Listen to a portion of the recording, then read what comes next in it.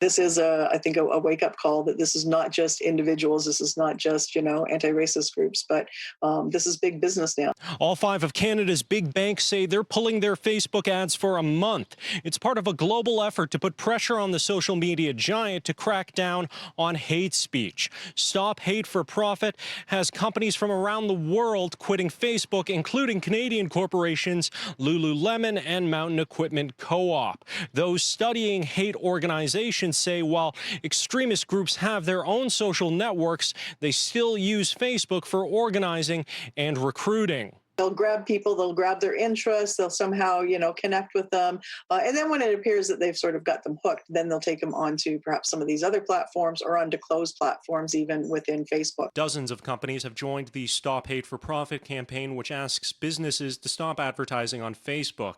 Facebook has listed Breitbart News, a website accused of being racist and xenophobic, as a trusted news source, while also crediting the far-right website The Daily Caller as a fact-checker. Perry says Facebook has been trying to fight hate, but it can be an uphill battle. They are, I think, slower to respond than we would like, but they have made a start there, and I think that our experience at the center has been that they are very much reaching out for guidance on that. If you wanted to go back 30 years, perhaps companies had discussions about whether they were going to advertise in Playboy magazine or not.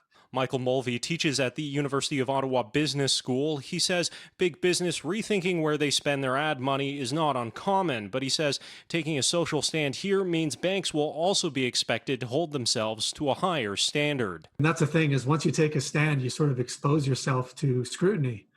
And so I think that the bank's practices will be looked at more closely, not only by internally by their employees, but also externally by customer groups. Now, Mulvey says he likes the 1-month timeline for the Canadian bank Facebook boycott. He says that'll give Facebook a chance to try and make changes for the better, and it'll allow bank officers to circle back in a month and see if they want to continue their boycott.